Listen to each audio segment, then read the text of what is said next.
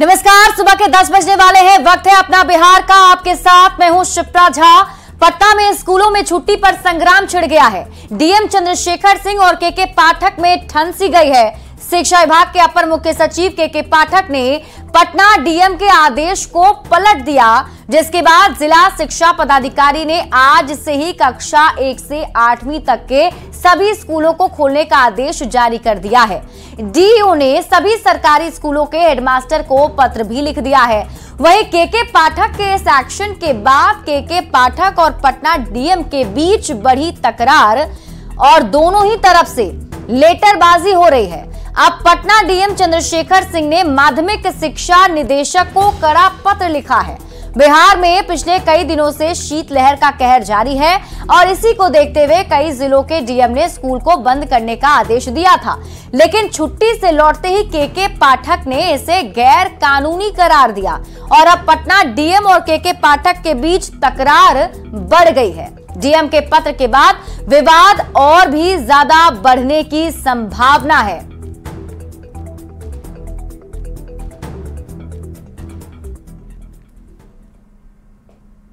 और पटना डीएम चंद्रशेखर सिंह ने माध्यमिक शिक्षा निदेशक को यह कड़ा पत्र लिखा है। डीएम ने अपने अधिकार और कार्य क्षेत्र से उन्हें वाकिफ कराया है। डीएम ने कहा है कि क्षेत्राधिकार से बाहर होने के कारण ये अधिकार शिक्षा विभाग को नहीं है। क्षेत्राधिकार के तहत धारा 144 लगाने का अधिकार सिर्फ और सिर्फ डीएम के पास है। शिक्षा विभाग से अनुमति लेने का कोई प्रावधान ही नहीं है। शिक्षा विभाग का यह आदेश कानून के खिलाफ है। डीएम ने शिक्षा विभाग को नसीहत भी दी है कि अगर पूरे मामले पर जरूरत हो तो शिक्षा विभाग विधिक मंतव्य ले और डीएम ने कहा है कि कानून में मिले अधिकार और शीतलहर को देखते हुए ही ये फैसला लिया गया था ताकि बच्चों को राहत दी जा सके। और अब आपको बता देते हैं कि पटना के डीएम चंद्रशेखर सिंह ने ठंड को देखते हुए जिले के सभी स्कूलों को 23 जनवरी तक के लिए बंद करने का आदेश दिया था।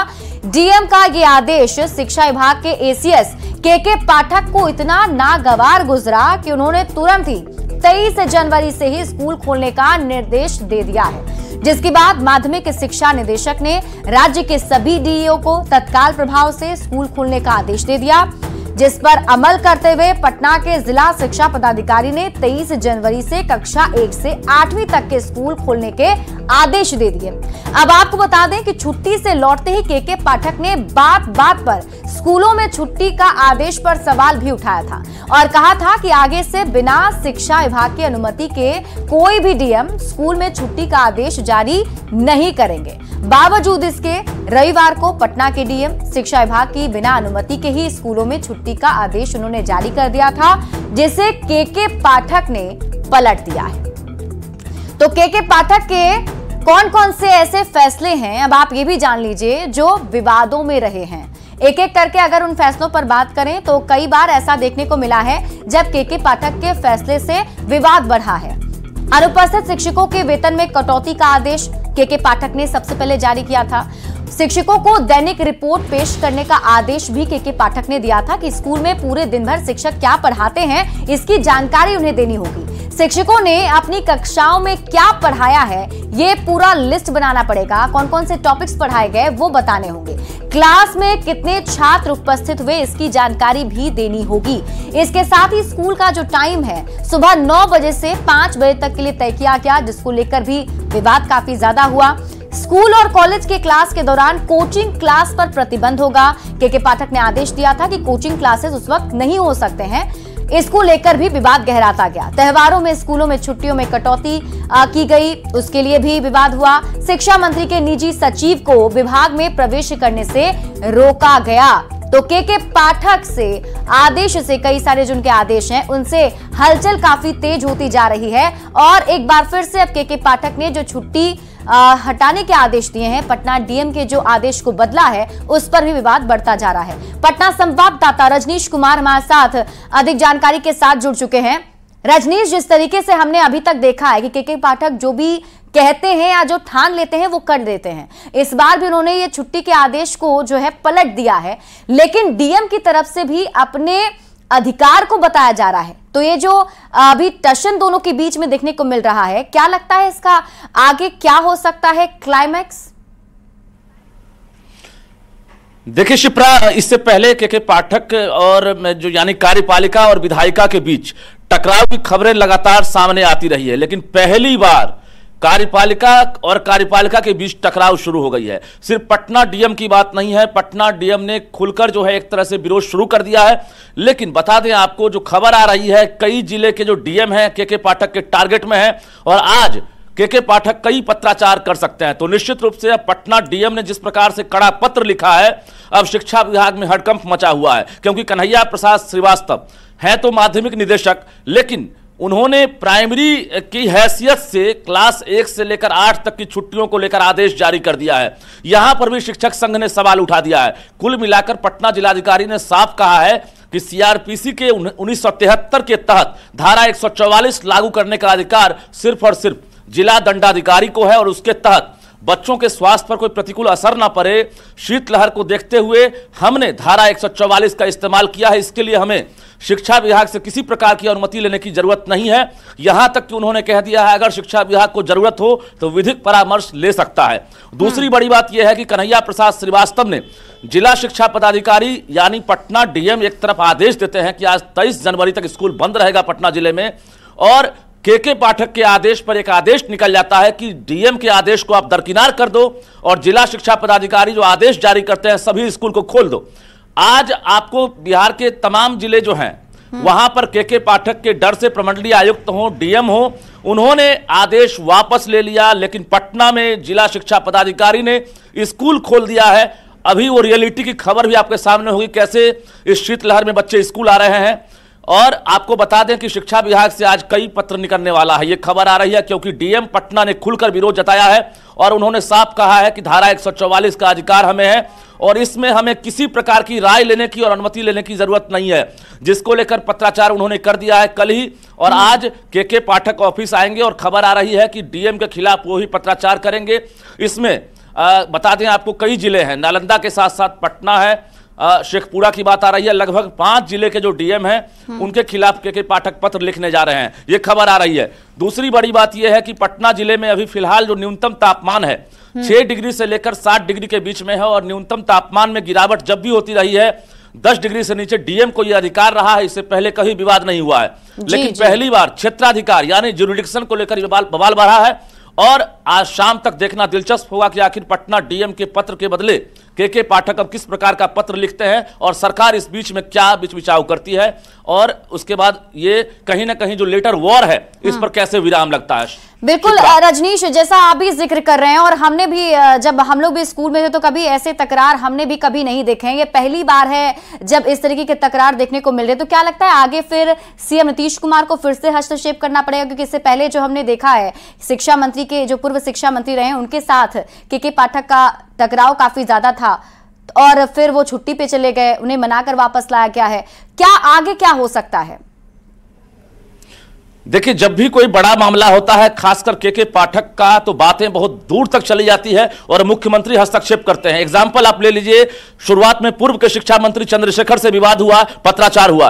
दूसरी बड़ी बात है कि राज्यपाल राजेंद्र विश्वनाथ अर्लेकर से पत्राचार हुआ, उसमें भी आपको सीएम नीतीश कुमार को हस्तक्षेप करना पड़ा। तीसरी बड़ी बात है बीपीएससी चेयरमैन अतुल प्रसाद से पत्राचार हुआ, वहां विवाद हुआ था, सीएम को आना पड़ा। संजय सिंह जो एमएलसी है उनके खिलाफ कार्रवाई है, सीएम को आना पड़ा। तो हर मामले में जो है बातें बढ़ जाती है। के पाठक एक तरह से जब से आए हैं कुल मिलाकर उनके आदेश को लेकर बवाल मच जाता है और फिर से जिस प्रकार से डीएम कह रहे हैं कि हमारे मामले में हस्तक्षेप किया गया है, मेरा यह क्षेत्राधिकार है, तो क्षेत्राधिकार की लड़ाई बढ़ गई है। अब देखना होगा कि आखिर सूबे के मुखिया नीतीश कुमार इस पर क्या एक्शन लेते हैं। जी, लेकिन रजनीश, अगर जैसा मौसम के हाल को अगर हम देखें, ऐसा आप बता भी रहे हैं कि अभी भी पटना में शीतलहर है और जो लोग हैं वो ठंड से काफी परेशान हैं, ऐसे में स्कूल जाना बच्चों के लिए भी एक बड़ी परेशानी होगी। और अब जब ये आदेश दिया गया है कि छुट्टी है, फिर उसे वापस लिया गया है, बच्चे भी असमंजस की स्थिति में होंगे।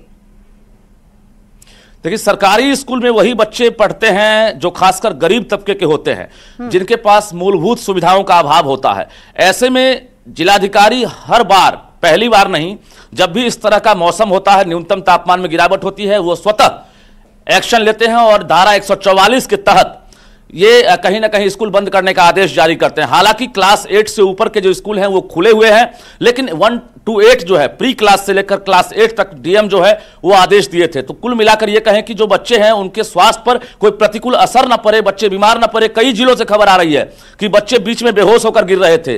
तो कुल मिलाकर बच्चों की सेहत को देखते हुए जिला प्रशासन फैसला ले सकता है, ये नई बात नहीं है। लेकिन केके पाठक के इस आदेश के बाद अब डीएम के क्षेत्राधिकार और शिक्षा विभाग के क्षेत्राधिकार का मामला आ गया है। आखिर जीतता कौन है, सच कौन है, ये आने वाला वक्त बताएगा। लेकिन फिलहाल लड़ाई तो आगे बढ़ गई है और लेटर वॉर लगातार जारी है। चलिए, आप इस पूरी खबर पर नजर बनाए रखिए। रजनीश, बहुत बहुत शुक्रिया तमाम जानकारी हमारे साथ साझा करने के लिए। तो देखिए, फिलहाल अभी केके पाठक के इस आदेश के बाद से विवाद काफी ज्यादा बढ़ गया है और ऐसे में सरकारी स्कूलों में छुट्टी को लेकर शिक्षा विभाग और डीएम का जो विवाद है वो अब बढ़ता जा रहा है। दोनों में तनातनी की स्थिति बनी हुई है और इस बीच बिहार में इस पर सियासत भी शुरू हो चुकी है। बीजेपी का कहना है कि सरकार का इकबाल खत्म हो चुका है और अधिकारी अपनी मनमानी कर रहे हैं। तो वहीं महागठबंधन के नेताओं ने इस पर विवाद पर ही चिंता जाहिर की है। ठंड के मद्देनजर सभी जिलों के जिलाधिकारी स्कूलों के परिचालन को लेकर या समय अवधि को लेकर फैसला लेते हैं। इसको लेकर कोई विवाद नहीं है। सभी वरीय अधिकारी पूरे मसले को देख रहे हैं। हर कुछ का निष्पादन बेहतर तरीके से हो जाएगा। देखिए, इसमें तो सबसे ज्यादा मानसिक तौर पर परेशान डीओ हो रहे हैं। डीओ किसकी बात माने? भाई, एसीएस साहब उनके सुप्रीम बॉस हुए और डीएम साहब भी उनके अधिकारी हुए। वो किनकी बात काटें, किनकी बात टालें? तो मानसिक तौर पर सिर्फ छात्र या शिक्षक परेशान नहीं है, डीओ भी परेशान है। तो हमें लगता है कि चीफ सेक्रेटरी साहब की निगाह इन घटनाओं पर होगी और वो जल्दी ही कोई रास्ता निकालेंगे। देखिए, ये तो प्रशासन से जुड़ा हुआ मामला है और दोनों ही प्रशासनिक पदाधिकारी हैं। जहां एक तरफ बच्चे के भविष्य की बात है तो दूसरे तरफ बच्चों के स्वास्थ्य की भी बात है और मुझे लगता है कि दोनों पदाधिकारियों को बीच में बैठ करके सामंजस्य बिठा करके और फैसला लेना चाहिए। मुख्यमंत्री का प्रशासनिक इकबाल पूरी तरह से समाप्त हो चुका है। स्कूल की छुट्टियों के मसले पर डीएम और एसीएस आपस में टकरा रहे हैं। मुख्यमंत्री मूक दर्शक बनकर बैठे हैं। अविलंब उनको हस्तक्षेप कर बच्चों के हित में जो काम है वो करना चाहिए। तो केके पाठक वर्सेस डीएम में कौन झुकेगा, अब ये सवाल उठ रहा है। तो केके पाठक हमेशा सुर्खियों में रहते हैं और अपने कार्यशैली की वजह से हमेशा से केके पाठक सुर्खियों में रहे हैं जब से वो शिक्षा विभाग के एसीएस बने हैं। केके पाठक और पटना डीएम में तकरार बढ़ती हुई दिखाई दे रही है। केके पाठक ने स्कूल बंद करने को गैर कानूनी बताया है और इसके साथ ही आपको बता दें कि पटना के डीएम के आदेश के बाद केके पाठक का ये एक्शन देखने को मिला है, जिसके बाद पटना डीईओ को स्कूल खुलवाने का आदेश केके पाठक की तरफ से यानी शिक्षा विभाग की तरफ से जारी कर दिया गया।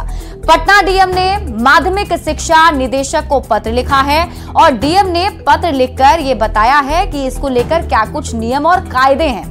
अब केके पाठक और पटना के डीएम आमने सामने हो चुके हैं। केके पाठक का विवादों से पुराना नाता रहा है, कोई पहली बात नहीं है। इससे पहले भी कई बार वो सुर्खियों में आ चुके हैं। वो अपनी बात के लिए मंत्री तक से भिड़ जाते हैं। आपको याद होगा, पूर्व शिक्षा मंत्री चंद्रशेखर के साथ भी उनके टकराव देखने को मिले थे और अब डीएम चंद्रशेखर ने उनकी बात मानने से इनकार कर दिया है। केके पाठक से पंगा मंत्री चंद्रशेखर को भी भारी पड़ गया था। अब एक और चंद्रशेखर उनके सामने आ गए हैं। पटना के डीएम चंद्रशेखर ने भी अब अपने पत्राचार के माध्यम से ये बताने की कोशिश की है कि उनके पास क्या कुछ जो नियम और कानून है जिसके तहत उन्होंने ये फैसला सुनाया है। हालांकि इन सब के बीच जो छात्र हैं वो असमंजस की स्थिति में जरूर पहुंच गए हैं, क्योंकि एक तरफ कहा जा रहा है कि छुट्टी है तो दूसरी तरफ स्कूल खोल दिए गए हैं। ऐसे में जो छात्र हैं वो परेशान हैं। बढ़ते हैं आगे। शिक्षा विभाग जो है वो पटना डीएम के तकरार के बीच स्कूली बच्चे परेशान हो रहे हैं और पटना के सरकारी विद्यालय में बच्चे असमंजस की स्थिति में हैं। कड़ाके की ठंड को देखते हुए पटना के डीएम ने क्लास 8 तक के स्कूल को बंद रखने का आदेश दिया था, तो वहीं शिक्षा विभाग ने इस पर आपत्ति जताई है। हालांकि ठंड में बच्चे स्कूल आना नहीं चाह रहे हैं, लेकिन बच्चे और उनके माँ बाप ये समझ नहीं पा रहे हैं कि स्कूल खुला है या बंद है। बिहार के स्कूलों में असमंजस की स्थिति बनी हुई है। बच्चे यह जानना चाह रहे हैं कि स्कूल बंद है या खुला है। इस वक्त हम पटना के बालक मध्य विद्यालय अदालतगंज और राजकीय कन्या मध्य विद्यालय अदालतगंज स्कूल कैंपस में खड़े हैं। पटना डीएम ने आदेश दिया कि कड़ाके की ठंड के कारण स्कूल को बंद रखा जाए, लेकिन शिक्षा विभाग ने इस पर आपत्ति जताई। हालांकि पटना जिलाधिकारी ने भी इस पर शिक्षा विभाग को करारा जवाब दिया है और स्थिति दोनों में तनावपूर्ण दिखाई दे रही है। इस विद्यालय में जो शिक्षक हैं वो यहाँ पर मौजूद हैं और कुछ बच्चे भी यहाँ पर पहुँचे हुए हैं। बाबू, आज स्कूल खुला है या बंद है, कुछ जानकारी मिली है? नहीं। तो स्कूल क्यों आए? ये मम्मी बोली थी कि स्कूल जाओ, नहीं तो मारेंगे, इसलिए मैम को फ़ोन करके स्कूल भेज दी। तो स्कूल खुला है या बंद है, आने पर क्या पता चला? ये स्कूल बंद है। स्कूल बंद तो हम सोचे घर चल जाएंगे, तो नहीं गए, इसलिए मैम आ गई इस सब के लिए। स्कूल आई हो बाबू, स्कूल खुला है आज? हाँ। घर में क्या कहा गया? मम्मी फ़ोन करके मैम से पूछी ना, तो मैम बोली हाँ भेज दीजिए, बच्चा लोग को आज खुला हुआ स्कूल। तुम भी इसी स्कूल में पढ़ती हो? स्कूल के बारे में कुछ जानकारी दी गई थी स्कूल की तरफ से? हमको नहीं पता है। तो देखिए, जो बच्चे यहाँ पर पहुँचे हैं उन्हें पूरी जानकारी नहीं है। माता पिता को लग रहा है कि शिक्षा विभाग ने यदि आदेश दिया है तो स्कूल खुला ही होगा, लेकिन स्थिति ये है कि शिक्षक भी अभी नहीं समझ पा रहे हैं कि क्या करना है और बच्चे भी नहीं समझ पा रहे हैं। मामला जिलाधिकारी और शिक्षा विभाग के बीच में फंसा हुआ है। कैमरा पर्सन मनीष जुनेजा के साथ शैलेंद्र, न्यूज़ 18 पटना।